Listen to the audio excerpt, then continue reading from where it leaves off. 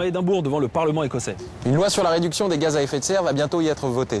Certains usent de toute leur influence pour que la loi soit la plus efficace possible. Comme WWF et les enfants du Parlement. Alors comment s'y prennent-ils? C'est ce que nous sommes allés voir. En Écosse, le gouvernement s'apprête à voter une loi unique au monde pour protéger l'environnement. Mais la pression des lobbies, pétroliers notamment, oblige les responsables associatifs à rester vigilants. Nous avons déjà des promesses. Le gouvernement affirme qu'il y aura une loi visant les 80% de réduction des gaz à effet de serre en 2050. C'est très bien, mais nous voulons une loi qui inclut et vise tous les domaines. Pour aider le gouvernement à tenir ses engagements, plusieurs associations écossaises et WWF ont sollicité des enfants. Le résultat est une fresque qui illustre leurs idées pour lutter contre le réchauffement climatique. Et aujourd'hui c'est le grand jour, car une vingtaine d'entre eux venus de toute l'Écosse va présenter ces mesures face aux élus du Parlement. De nombreux adultes qui pensent au changement climatique sont stressés, ils ne savent plus quoi faire. Ils s'inquiètent pour le futur. Ces enfants ont compris ce qu'était le réchauffement climatique. Ils ont compris que c'était dangereux, que ça allait en s'empirant, et ils sont venus avec leur propre vision. Comment construire un monde positif, un monde dans lequel ils aimeraient vivre. Et la fresque qui résume en images les propositions des enfants est présentée et commentée devant les députés.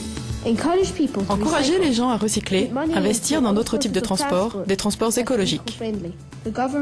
Le gouvernement devrait arrêter de fabriquer des sacs plastiques et encourager à utiliser des sacs respectant la vie.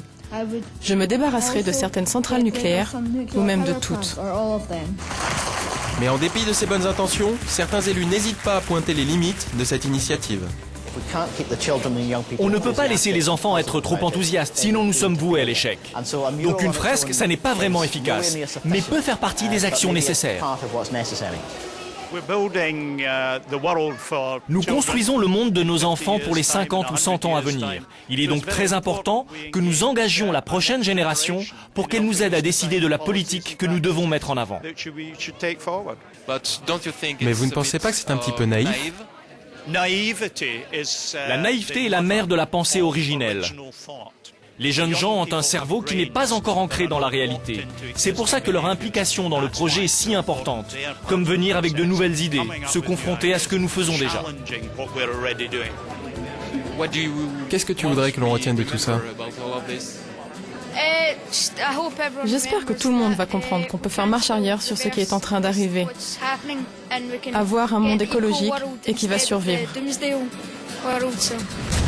Cette initiative de Tariq et Nathanaël sera-t-elle retenue dans le panorama final?